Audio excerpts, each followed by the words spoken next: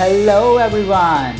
Welcome to the Layman Way, where we strive to bring the explanation of the key concepts in a very fun and engaging way. Concepts from the field of UPSC, PSC, CAT, you name it, we have it. And guys, we are trying to create a big impact by providing free quality education so that everyone can get access to this education and you can be a part of this revolutionary journey by doing just few things, liking and sharing the video and subscribing to the channel. And also, do not forget to recommend the video to your friends. Alright guys, if you want to view the full playlist, you can always go on the I button in the top right corner and view our full course. And if you are watching this video, do not forget to leave a comment down below and share your progress with others so that we can motivate one another, and let's get started. So guys, let's move ahead in the course. Economy के current affairs हम discuss कर रहे हैं, तो चलिए आगे बढ़ते हैं जल्दी से और नया टॉपिक देखते हैं. तो नया टॉपिक जो न्यूज़ में था that is monetization of deficit. तो पढ़ते हैं कि मोनेटाइजेशन ऑफ डेफिसिट होता क्या है. तो सबसे पहले तो डेफिसिट देखते हैं कि गवर्नमेंट का डेफिसिट क्या होता है. कि भाई जब गवर्नमेंट का एक्सपेंडिचर ज़्यादा होता है ना, और उसका रेवेन्यू कम आ रहा होता है, तो जो बीच में गैप बन जाता है उसको हम बोलते हैं डेफिसिट. ठीक है. अब इस डेफिसिट को ब्रिज करने के लिए गवर्नमेंट को पैसा चाहिए, है ना. रेवेन्यू तो आ नहीं रहा है गवर्नमेंट के पास, तो गवर्नमेंट कहाँ से पैसा लाएगी.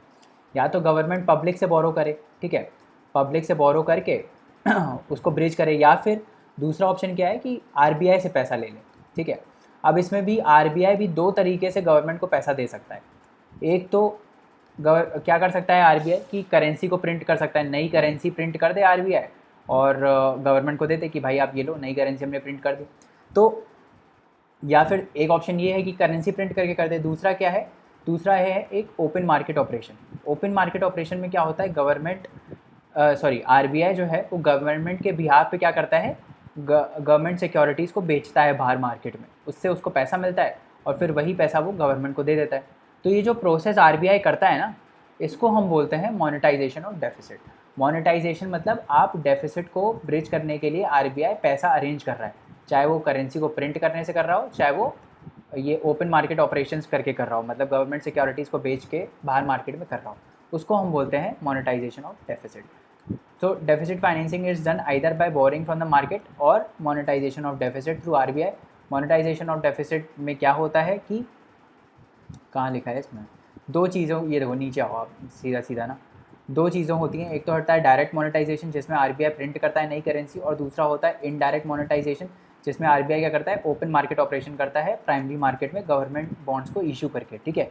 तो गवर्नमेंट बॉन्ड्स इशू करता है, लोग उसमें इन्वेस्ट करते हैं और वो जो पैसा होता है वो फिर ये जो है आरबीआई को दे देता है. ठीक है. तो ये गवर्नमेंट को दे देता है. तो that is called monetization of deficit. तो अब देखो, अब इसमें जो ये चीज़ है ना, this is a non debt financing. ये बहुत इंपॉर्टेंट चीज़ वर्ड है इसमें कि ये जो मोनेटाइजेशन ऑफ फिस्कल डेफिसिट है, this is a non debt financing. क्यों नॉन डेट क्यों है, क्योंकि इसमें गवर्नमेंट कोई लोन नहीं ले रही है. ठीक है. गवर्नमेंट इसमें कोई लोन नहीं ले रही है. करेंसी जब आरबीआई प्रिंट करके उसको दे रहा है गवर्नमेंट को, तो इसमें ये कोई लोन थोड़ी है, इसको वापस थोड़ी करना है. ये चीज़ समझ में आ रहा है. तो इसीलिए इसको हम क्या बोलते हैं, नॉन डेट फाइनेंसिंग. ठीक है. आगे बढ़ते हैं. इसमें और कुछ था क्या, as a result under monetization no increase in the. हाँ, तो जब देखो नॉन डेट फाइनेंसिंग है तो इसमें कोई डेट इंक्रीज़ नहीं होता है. ठीक है. कोई नेट ग्रॉस जो डेफिसिट है वो नहीं बढ़ता है. ठीक है. ये याद रखना. अब एक रिपोर्ट है फाइनेंशियल स्टेबिलिटी रिपोर्ट. ये किसने रिलीज़ की है, ये हमारे आरबीआई ने रिलीज़ करी है फाइनेंशियल स्टेबिलिटी रिपोर्ट. इसमें कुछ चीज़ें हैं जो हम ध्यान रख लेते हैं कि कैपिटल CRAR है, capital to risk asset weighted ratio जो है वो इम्प्रूव हुआ है. पहले जो था ये 14.7% था, अभी 15.8% हो गया. तो बेसिकली क्या होता है कि जैसे बैंक कोई लोन देता है बाहर, है ना, तो उसका रिस्क आइडेंटिफाई होता है कि भाई मान लो कितना रिस्की एसेट है ये, जितना रिस्की एसेट है उसके कंपैरिजन में उतना परसेंटेज जो होता है उस लोन का वो बैंक साइड में रखता है अपने तिजोरी में. जैसे हमने प्रोविजनिंग की बात करी थी ना, उसी टाइप का सिस्टम होता है. जैसे मान लो 100 रुपये का लोन दिया है, तो अब इसमें क्या मान लो 10% है ये. ठीक है. लेट्स से 10% है, तो इसमें क्या करेगा, ये 90 रुपये देगा इसको और 10 रुपये यहाँ रख लेगा. ठीक है. रिस्क के हिसाब से. ठीक है. इस टाइप से होता है ये. तो इसमें क्या होता है कि अब जैसे जो बेसल 3 नॉर्म्स हैं उसमें CRAR 8% डिफाइंड है, बट हमारे जो कंट्री में फॉलो होता है वो आरबीआई डिसाइड करता है. तो आरबीआई इससे ज़्यादा रखता है. अभी सितंबर में कितना चल रहा है, 15.8% था, तो इम्प्रूव हुआ है. ठीक है. उसके बाद ग्रॉस एनपीए की अगर हम बात करें तो दैट हैज़ ऑल्सो इम्प्रूव, वो डिक्रीज़ मतलब इम्प्रूव मतलब कि डिक्रीज़ हुआ है, एनपीए कम हुआ है. ठीक है. तो 8.4% था मार्च में, 7.5% हो गया सितंबर में। फिर एक आता है प्रोविजन कवरेज रेशियो, जो हमने प्रोविजनिंग की बात करी थी ना कि कितना आप साइड में पैसा रख रहे हो, है ना, किसी लोन के रिगार्डिंग। जो भी SMA 0 वाले हैं, जो भी SMA 0 वाले हो जाते हैं, उसके लिए RBI ने बोला है प्रोविजनिंग करनी पड़ती है हमको, है ना। तो वो भी इम्प्रूव हुआ है। पहले प्रोविजनिंग 66% करनी पड़ती थी, मतलब करनी पड़ती थी क्या, मतलब पहले बैंक जो है वो 66% पैसा साइड में रखते थे, अब वही वो 72% रख रहे हैं। तो जब हाई होता है ये रेशियो, मतलब प्रोविजनिंग कवरेज रेशियो हाई होता है, तो जो बैंक्स के लॉसेस कवर करने की क्षमता होती है, जो एबिलिटी होती है, वो अच्छी होती है। That means that most asset quality issues have been taken care of, ठीक है। मतलब अगर वो NPA होता भी है तो यहाँ से पैसे से वो कवर हो सकता है, ठीक है। फिर RBI ने और क्या कंडक्ट किया है, पहला ओपन मार्केट ऑपरेशन कंडक्ट किया है स्टेट डेवलपमेंट लोन्स पे, ठीक है। जनरली जो RBI OMO कंडक्ट करता है वो गवर्नमेंट के बॉन्ड्स पे करता है, ठीक है। अभी इस बार पहली बार क्या किया है, स्टेट डेवलपमेंट जो लोन्स हैं, ठीक है, SDL जो हैं, उस पर कंडक्ट किया है उसने ओपन मार्केट ऑपरेशन। तो ये ध्यान रखना कि ये जो ओपन मार्केट ऑपरेशन होता है ये सेंटर और स्टेट दोनों गवर्नमेंट्स के लिए इक्वली होता है ना। तो ये जो SDLs हैं, these are bonds issued by the state governments and interest rates are usually higher than the government securities. तो OMOs में जनरली गवर्नमेंट सिक्योरिटीज़ को बेचता है RBI, है ना, बट अभी पहली बार इसने स्टेट डेवलपमेंट लोन्स को भी बेचा है, ठीक है। इसमें अब इसका जो इंटरेस्ट रेट होता है वो गवर्नमेंट सिक्योरिटी से ज़्यादा होता है, but they are safe as government securities because states are considered as sub sovereign, है ना।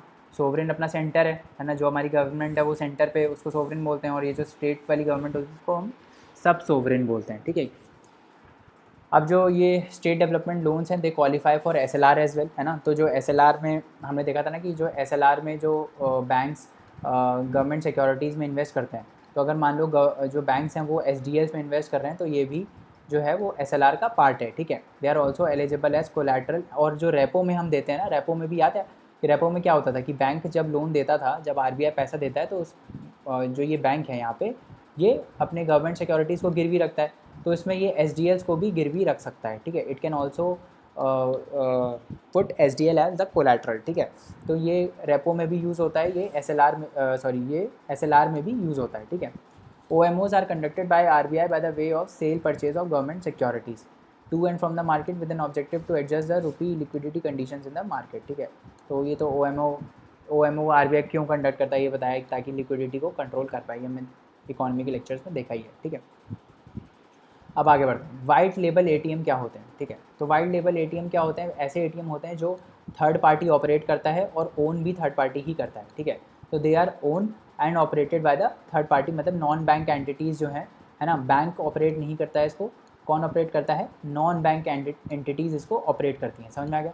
Non bank entities white label ATMs को ऑपरेट करती हैं, ठीक है। और इनके जो ATMs होते हैं उनमें बैंक का कोई ब्रांडिंग भी नहीं होता है, मतलब मान लो जैसे SBI के अगर आप ATM में जाओगे तो वहाँ पे SBI का आपको दिखेगा, है ना, ब्रांडिंग स्टिकर वगैरह चिपका रहता है। जबकि ये जो वाइट लेबल ATMs होते हैं इसमें वाइट लेबल होता है। वाइट लेबल मतलब नाम से ही सोचो ना, वाइट है, लेबल वाइट है, वाइट लेबल है, मतलब कि यहाँ पे कोई ब्रांडिंग नहीं है किसी भी बैंक का। और इसमें कैश कौन प्रोवाइड करता है, इसमें कैश जो है वो स्पॉन्सर्ड बैंक अपना प्रोवाइड करता है, इसमें सिर्फ कैश ही स्पॉन्सर्ड बैंक प्रोवाइड करता है, बाकी जो ओनरशिप है और जो ऑपरेशन है ये नॉन बैंक एंटिटीज़ इसमें कंट्रोल करती हैं इसको, ठीक है। इससे क्या होगा, it will increase the geographical spread of the ATMs especially in semi urban and rural areas, है ना। Companies need license from the RBI to run business under payments and settlements act 2017। तो इसके लिए आपको लाइसेंस लेना पड़ता है, कहाँ से, ये RBI से, ठीक है। टाटा कम्युनिकेशन पेमेंट सॉल्यूशंस जो लिमिटेड है, इसका एक इसको ऑथराइज़ किया है RBI ने, ये वाइट लेबल ATMs को ऑपरेट करने के लिए। इंडी कैश के नाम से ये चलता है, ठीक है। ये सारे ATMs को ऑपरेट कौन करता है, NPCI बेसिकली लिंक करता है सारे ATMs को नेशनल फाइनेंशियल स्विच के थ्रू, है ना। तो नेशनल फाइनेंशियल स्विच जो है NFS NPCI का, उसके थ्रू ये सारे ATMs को लिंक करता है। ये डिफरेंट कैसे हैं ब्राउन लेबल ATM से, तो ये डिफरेंट ऐसे हैं कि जो ब्राउन लेबल ATMs होते हैं these are owned and branded by the banks, ठीक है, but they are operated by the third party. तो ब्राउन लेबल ATMs जो होते हैं उसको ऑपरेट करता है थर्ड पार्टी, बट जो ओनरशिप होती है और जो ब्रांडिंग होती है वो बैंक की होती है। जबकि वाइट लेबल ATM में ऐसा कुछ नहीं है, वाइट लेबल ATM में ओनरशिप और ऑपरेशन भी जो होता है वो नॉन बैंक एंटिटीज़ करती हैं, ठीक है। अब आगे बढ़ते हैं, डिजिटल पेमेंट्स इंडेक्स की बात करते हैं। तो किसने रिलीज़ किया है, सबसे पहली बात तो यही है कि डिजिटल पेमेंट्स इंडेक्स जो है ये रिलीज़ किसने किया है, ये रिलीज़ किया है अपना RBI ने, ठीक है। बेस पीरियड क्या लिया गया है इसमें, बेस पीरियड 2018 को लिया गया है। इसमें अप्रिशिएबल ग्रोथ दिखाई गई है डिजिटल पेमेंट्स में, ठीक है। बस यही इतना ही याद रखने की ज़रूरत है। डिजिटल पे नाम से ही पता चल रहा है ना यार, डिजिटल पेमेंट्स इंडेक्स है, डिजिटल पेमेंट से रिलेट करता होगा, इसमें ग्रोथ हुई है डिजिटल पेमेंट्स में। बस ये याद रखो, रिलीज़ किसने किया है, आरबीआई ने रिलीज़ किया है।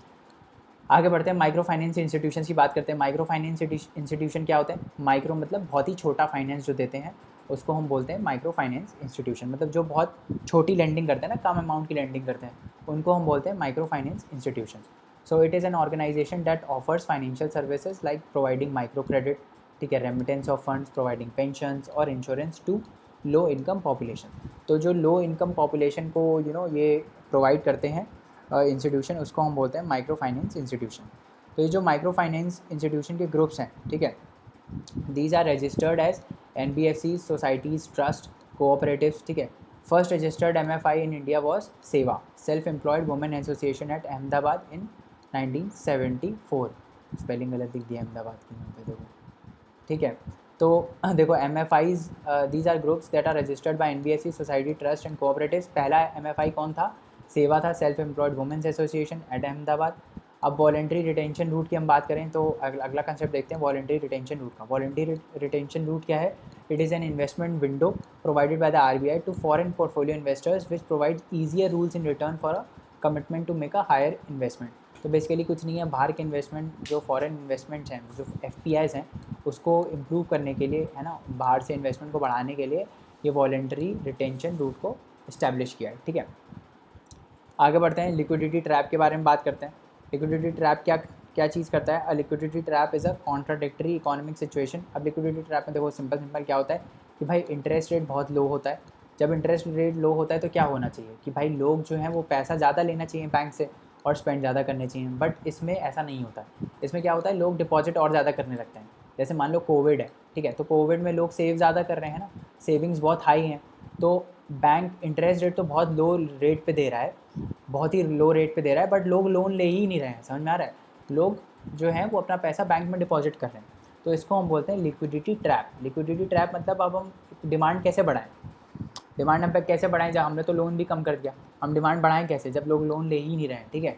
तो उसको हम बोलते हैं लिक्विडिटी ट्रैप। इसमें क्या होता है कि सेविंग रेट्स हाई होते हैं और इंटरेस्ट रेट्स जो होते हैं वो बहुत ही लो होते हैं, ठीक है। Rendering the monetary policy ineffective, तो मॉनेटरी पॉलिसी को वो इनइफेक्टिव कर देते हैं, ठीक है। आगे बढ़ते हैं, कोर इन्वेस्टमेंट कंपनीज के बारे में बात करते हैं। ये जो CICs होती हैं क्या है? CICs are a type of NBFC। ये क्या करती हैं? बेसिकली शेयर्स में जो है शेयर्स और सिक्योरिटीज़ को उनके बिजनेस में रहती हैं, which carries out on the business of the acquisition of shares and securities. तो जो शेयर्स हैं, म्यूचुअल फंड्स हो गए, इस टाइप के फाइनेंशियल इंस्ट्रूमेंट्स होते हैं ना, उनमें डील करती है। तो इनमें जितना भी पैसा होता है, जितना भी CIC का कैपिटल होता है, इसमें 90% या उससे ज़्यादा, ठीक है, वो सारा इसी इक्विटी में, शेयर्स और बॉन्ड्स, डिवेंचर्स, है ना, लोन्स, इन सब में इन्वेस्टेड रहता है, ठीक है। तो ये याद रखना कि जो CIC का 90% जो पोर्टफोलियो होता है, उसमें मोस्ट ऑफ द जो इनका पोर्टफोलियो होता है वो कहाँ रहता है? शेयर्स में रहता है, बॉन्ड्स में रहता है, डिवेंचर्स में रहता है, डेब्ट में रहता है और लोन्स में रहता है, ठीक है। अब बैंकिंग इन्वेस्टमेंट कंपनी की बात करते हैं, ठीक है। गवर्नमेंट इज़ प्लानिंग, अब ये बैंकिंग इन्वेस्टमेंट कंपनी है क्या? पहले तो बैंक इन्वेस्टमेंट कंपनी ये है क्या? ये बेसिकली एक होल्डिंग कंपनी है, किसके लिए? प्राइवेट सेक्टर बैंक के लिए। तो अब मतलब क्या काहे किस चीज़ का ये होल्ड करेगी बेसिकली, ठीक है। तो देखो अभी क्या होता है, ये प्राइवेट सेक्टर बैंक को कंट्रोल कौन करता है? गवर्नमेंट का स्टेक रहता है ना।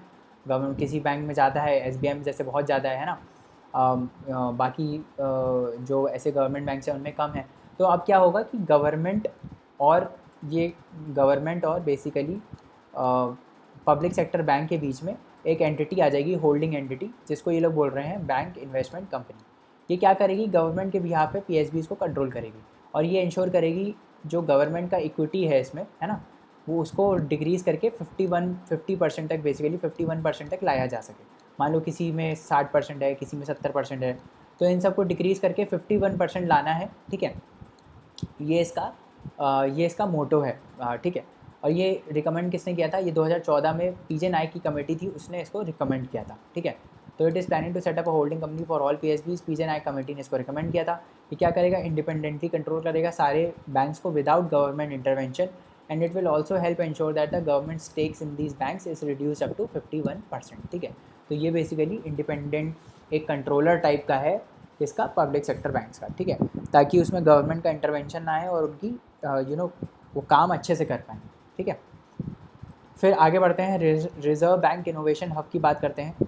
तो mandate of reserve bank innovation hub, इसका क्या मकसद क्या है रिज़र्व बैंक इनोवेशन हब का? ऑब्वियसली नाम में ही दिख रहा है, नाम में इनोवेशन है तो क्या करेगा, इनोवेशन को बढ़ाएगा। तो इसका वही काम है कि इनोवेशन को प्रमोट करता है। किस सेक्टर में? रिज़र्व बैंक है तो फाइनेंशियल सेक्टर में करेगा, है ना। तो इनोवेशन को प्रमोट करता है किस में? फाइनेंशियल सेक्टर में। इंटरनल इंफ्रास्ट्रक्चर डेवलप करेगा ताकि जो फाइनेंशियल फाइनेंशियल कैपेबिलिटीज़ हैं, फिनटेक रिसर्च है, उसको हम बढ़ा पाएँ। और ये कोलैबोरेट करेगा फाइनेंशियल सेक्टर इंस्टीट्यूशंस के साथ, टेक्नोलॉजी इंडस्ट्रीज़ के साथ, एकेडमिक इंस्टीट्यूशंस के साथ, ताकि फाइनेंशियल इनोवेशन लाया जा सके। ठीक है, कुल मिला के ये इनोवेशन को बढ़ाने की बात कर रहा है अलग अलग तरीके से। ठीक है, it will be guided and manage by the governing council of 9 members and a chairman. ठीक है, आरबीआई हैड ऑल्सो लॉन्च ठीक है रेगुलेटरी सैंडबॉक्स में बता देता हूँ आपको क्या होता है। अभी आगे भी आएगा ये रेगुलेटरी सैंडबॉक्स। तो रेगुलेटरी सैंडबॉक्स बेसिकली क्या होता है कि मान लो किसी कंपनी को कोई प्रोडक्ट टेस्ट करना है, ठीक है, तो पूरे इंडिया में लॉन्च करने से पहले कंपनी क्या करती है, एक पायलट टेस्ट करती है कुछ पर्टिकुलर एरिया में। ठीक है, तो ये जो पर्टिकुलर एरिया में रेगुलेशंस को ईज़ किया जाता है वो आरबीआई करता है थ्रू रेगुलेटरी सैंडबॉक्स। ठीक है, तो इस पर्टिकुलर एरिया में क्या होता है कि टेस्ट करने के लिए उस प्रोडक्ट को आरबीआई क्या करता है, बेसिकली वहाँ पे रेगुलेशंस को ईज़ ऑफ कर देता है। तो उसको हम बोलते हैं, उसको हम क्या बोलते हैं, रेगुलेटरी सैंडबॉक्स। ठीक है, आगे बढ़ते हैं। अब फाइनेंशियल स्टेटमेंट्स और फाइनेंशियल मार्केट्स की बात कर दी कि हमने देख लिया। फाइनेंशियल स्टेबिलिटी रिपोर्ट हमने अभी पढ़ी थी, आरबीआई ने रिलीज़ करी है ना। ये एक बाय एनुअल रिपोर्ट है, ये याद रखना। इसमें क्या आया है अभी कि ग्रॉस जो एनपीए है शेड्यूल कमर्शियल बैंक्स का, वो इंक्रीज़ हो सकता है 8.5% से 12.5% कोविड की वजह से, है ना। एनबीएफसीज जो हैं उनका मार्केट फंडिंग डिक्लाइन हो रहा है, तो उनको बेसिकली लिक्विडिटी के रिस्क पर हैं वो अगेन। ठीक है, ग्लोबल इकोनॉमिक प्रॉस्पेक्ट को रिस्क है। Non financial sector, global geopolitical tensions हैं, इकोनॉमिक लॉसेस हैं, पैंडेमिक की वजह से सब कुछ डिस्टर्ब हो चुका है, बेसिकली कहने का उसका मतलब ये है। ठीक है, फिर आरबीआई ने एक और चीज़ रिलीज़ किया है, national strategy for financial education. अब देखो ये सब चीज़ें जो इतनी भी फाइनेंशियल वाली हैं जनरली आरबीआई ही रिलीज़ कर रहा है, जैसे फाइनेंशियल स्टेबिलिटी रिपोर्ट हो गया, है ना। अब ये देखो नाम में देखो क्या है, national strategy for financial education. Financial education क्या होता है कि भाई फाइनेंशियल एजुकेशन क्या होता है, आप अपना सेविंग्स कैसे कंट्रोल कर सकते हो, कहाँ कहाँ इन्वेस्टमेंट कर सकते हो, है ना, ताकि आपका जो पैसा है वो बढ़े, यही सब होता है फाइनेंशियल एजुकेशन में। तो ऐसी एक स्ट्रैटेजी इसने रिलीज़ करी है आरबीआई में, जिसमें ये सब आरबीआई बता रहा है। ठीक है, तो नेशनल स्ट्रैटेजी फॉर फाइनेंशियल ये एजुकेशन क्या करता है, it intends to empower various section of population to develop knowledge, skill, attitude and behaviour which are needed to manage their money better and to plan their future. ठीक है, तो basically financial sector में ये क्या कर रहा है, financial sector में ये नॉलेज, स्किल, एटीट्यूड और बिहेवियर को बेसिकली प्रोवाइड कर रहा है। इसके लिए एजुकेशन इसको प्रोवाइड कर रहा है ताकि लोग बेटर प्लान कर सकते हैं अपने फ्यूचर के बारे में। It is prepared by national centre for financial education which is a section 8 non for profit company. ठीक है, किसने डेवलप किया है, national centre for financial education है। और ये national centre for financial education को प्रमोट कौन कर रहा है, आरबीआई, सेबी, आईआरडीआई और पीएफआरडीए। ठीक है, ये सब लोग इसको प्रमोट कर रहे हैं। और इसके लिए रिस्पॉन्सिबल कौन होगा, इसके इम्प्लीमेंटेशन और मॉनिटरिंग के लिए एक ग्रुप है, technical group on financial inclusion and financial literacy. ये इसको क्या करेगा, ये इसको मॉनिटर करेगा और इम्प्लीमेंट करेगा। तो ये ध्यान रखना, इसको इम्प्लीमेंट कौन कर रहा है, technical group on financial inclusion and financial literacy. ठीक है, अब आगे बढ़ते हैं। एनपीसीआई ने एक एआई का प्लेटफॉर्म लॉन्च किया, एआई चैटबॉक्स लॉन्च किया, जिसका नाम है पाई। तो Pi is an artificial intelligence based chatbot. क्या करेगा ये अवेयरनेस क्रिएट करेगा एनपीसीआई के प्रोडक्ट्स के बारे में, जैसे फास्टैग हो गया, रुपए हो गया, यूपीआई हो गया, आधार इनेबल्ड पेमेंट सिस्टम हो गया। तो इनके बारे में ये बेसिकली अवेयरनेस क्रिएट करेगा। ये किसने डेवलप किया है, ये एक स्टार्टअप है बेंगलुरु का, कोर ओवर प्राइवेट लिमिटेड, जिसने इसको डेवलप किया है। ठीक है, आगे बढ़ते हैं। डाक पे एक ऐप है, नया ऐप आया है डाक पे, डिजिटल पेमेंट का ऐप है। किसने लॉन्च किया, आईपीपीबी ने, इंडियन पोस्ट पेमेंट्स बैंक ने। तो ये ध्यान रखना कि ये जो डाक पे है, अब देखो नाम से ही पता चल रहा है, डाक मतलब क्या होता है, पोस्ट होता है ना, और पे मतलब पेमेंट। तो कोई एक डिजिटल पेमेंट की चीज़ है और डाक से रिलेटेड है, पोस्ट से रिलेटेड है, तो कौन करेगा इसको, इंडियन पोस्ट पेमेंट बैंक। तो देखो इसी टाइप से ही ना आपको वहाँ पे भी आंसर मारने हैं यूपीएससी के प्रीलिम्स पेपर में। आपको देखो हो सकता है आपको ये याद ना है, बट आपका लॉजिक काम करना चाहिए वहाँ पे कि भाई डाक है, डाक मतलब क्या होता है, पोस्ट होता है, तो इंडियन पोस्ट पेमेंट बैंक का कुछ डिजिटल पेमेंट प्लेटफॉर्म होगा, पे भी लिखा है। तो इस टाइप से आप जब पढ़ रहे हो ना तो भी इसी टाइप से ही पढ़ो, है ना, ऐसे सोच के। This app can be use for digital financial and assisted banking services like domestic money transfer, QR code scan हो सकता है, ये सब चीज़ें इससे स्कैन हो सकती हैं। ठीक है, अब आगे बढ़ देते हैं और IPPB के बारे में बात कर रहे हैं। जो इंडियन पोस्ट पेमेंट बैंक है, ये क्या है? ये एक पब्लिक सेक्टर की कंपनी है। ठीक है, किसके अंदर आती है? डिपार्टमेंट ऑफ पोस्ट के अंदर आती है, मिनिस्ट्री ऑफ कम्युनिकेशन के अंदर। इसमें 100% इक्विटी किसकी है? बेसिकली 100% इक्विटी इसमें आपकी इंडियन गवर्नमेंट की है। ठीक है, इसको गवर्न करने वाली बॉडी कौन है? RBI इसको गवर्न करता है।